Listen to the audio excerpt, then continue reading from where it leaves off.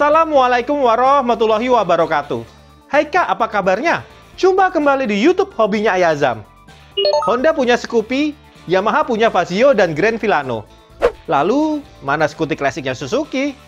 Kakak masih mengharapkan Suzuki Saluto masuk Indonesia? Hahaha, ngimpi. Menurut info-info yang saya terima, Suzuki sudah menetapkan produk-produk dari India yang akan dimasukkan ke Indonesia. Perkenalkan, Suzuki Address 125. Hai, emang ada Suzuki Address 125? Bukannya yang ada itu adalah Suzuki Address 110 buatan Suzuki Indonesia? Ada Kak, motor ini adalah salah satu produk global yang produksinya di India. Sebenarnya motor ini sudah ada lama. Di India sana diberi nama Suzuki Access 125. Entah keputusan apa dari Suzuki yang tiba-tiba mengubahnya menjadi Suzuki Address 125. Jadi sebenarnya motor ini kalau saya bilang adalah motor yang sudah matang, motor yang sudah dewasa, motor yang sudah jadi. Jadi kita sebagai konsumen bisa merasa aman, tenang, dan nggak perlu was-was jika nanti terjadi kegagalan produk seperti ya gitulah.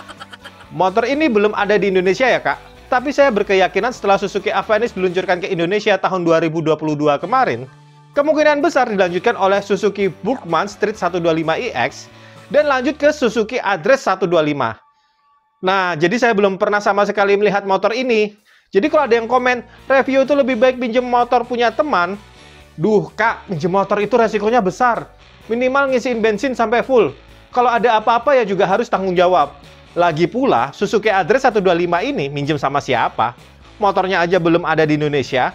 Tapi kan untuk mendapatkan wawasan lebih banyak tentang motor yang ada di luar sana, kita bisa melihat dari YouTube. Sekarang informasi terbuka lebar, maka wawasan kita bisa tambah luas. Dan kemauan kita untuk menambah wawasan itu juga harus kita miliki. Jangan mau Kak, pikiran kita dikerangkeng oleh perkataan-perkataan orang toksik.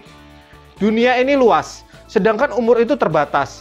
Selagi nafas masih di kandung badan, ayo kita tambah wawasan kita. Desain motor ini merupakan motor skutik klasik ala-ala Vespa. Menurut saya, ya seperti produk-produk India, kadang ada yang sedikit kurang gitu di dalam desainnya.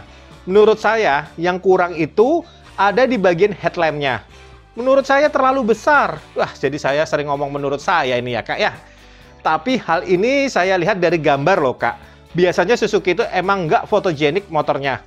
Tapi pas dilihat langsung, oh ternyata boleh juga. Di Indonesia, ada namanya Suzuki Address 110. Dan saya punya satu ekor di rumah. Wah, asik juga seandainya motor ini jadi rilis di Indonesia. Jika Allah mengizinkan, saya bisa tambah lagi yang 125 ini. Coba Kak, kita bandingkan dimensi antara dua address ini. Apakah ukurannya sama atau malah address 125 ukurannya lebih besar? Suzuki Address 110 panjangnya 1855 mm, lebarnya 655 mm, dan tingginya 1095 mm. Sedangkan Suzuki Address 125 panjangnya 1825 mm, lebarnya 690 mm, dan tingginya 1160 mm. Kalau dihitung-hitung secara volume, sepertinya Suzuki Address 125 lebih besar dikit banget dari Suzuki Address 110. Bagaimana dengan seat height-nya? Salah satu variabel yang sangat penting bagi saya ketika memutuskan untuk meminang motor adalah seat height-nya. Seat height itu artinya ketinggian jok ya Kak. Suzuki Address 110 seat height-nya 755 mm, sedangkan Suzuki Address 125 seat height-nya 770 mm. Ternyata Suzuki Address 125 lebih 15 mm atau 1,5 cm dibandingkan Suzuki Address 110. Oke, cek, masuk. Motor ini bisa dipinang. Sampai bulan Oktober 2023, motor ini belum ada di Indonesia ya Kak. Ingat, belum ada di Indonesia. Dari website Suzuki saya dapatkan informasi fitur dan teknologi dari motor Suzuki Address 125 ini Kak. Fitur dari motor ini sudah sangat canggih tapi ya B aja gitu. Biasa aja, karena fitur-fitur ini sudah ada di motor-motor matic dari brand lain di Indonesia. Lampu LED ada di headlamp dan sen. Sayangnya Kak, lampu belakang masih bohlam. Tail mounted fuel cap. Tutup bensinnya itu letaknya di ekor Kak, di atas lampu belakang. Jadi keinget Efisien Powerful Suzuki Eco Performance SEP Engine. Secara konstruksi mesin sebenarnya saya nggak tahu maksudnya apa Kak. Tapi kalau diterjemahkan sih Mesinnya yang kuat, efisien dengan performa yang ekonomis. Classic looking instrument cluster. Speedometer yang klasik. Lama-lama saya lebih doyan speedometer yang pakai jarum.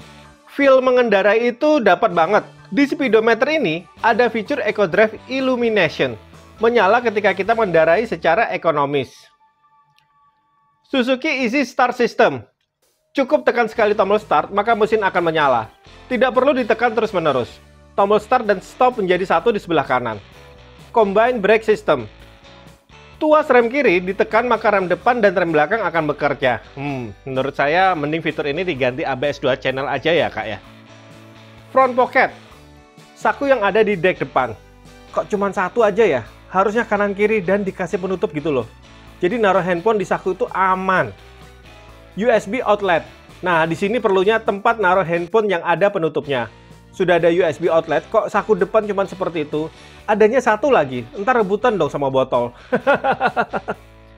Underseat storage 21,8 liter. Wow, ini yang saya cari. Bagasi yang luas, bisa untuk kulaan beras. Spacious floorboard. Lumayan lebar juga dek lantainya. Jadi bagasi buat naruh beras, deknya sebelah kiri untuk aqua galon, dan sebelah kanan untuk tabung LPG. Dual utility hook. Penting nggak sih sampai dua gitu? Side stand interlock system. Fitur ini penting sih bagi saya, meskipun ada sebagian orang bilang nggak penting-penting amat. Karena ini pengaman untuk anak saya yang mungkin iseng nyalain motor pas posisi standar samping. Jadi kalau standar samping turun, mesin nggak bisa di starter. Theft deterrent key system. Kayaknya fitur ini sudah umum di motor-motor zaman sekarang. Jadi ya biasa aja. Malah kalau motor matic nggak dikasih pengaman ini, maka akan diledekin seluruh umat manusia di muka bumi. Saya nggak sabar menunggu produk ini masuk Indonesia. Kalau ternyata benar masuk, akan saya tonton nih di pameran. Saya lebih suka menontonnya daripada test ride. Meskipun biasanya di pameran disediakan motor test ride. Karena saya lebih suka mereview motor yang saya miliki daripada yang harus minjem sana-sini. Terasa lebih bebas aja dalam nilai motor yang dimiliki sendiri. Kecuali ada yang...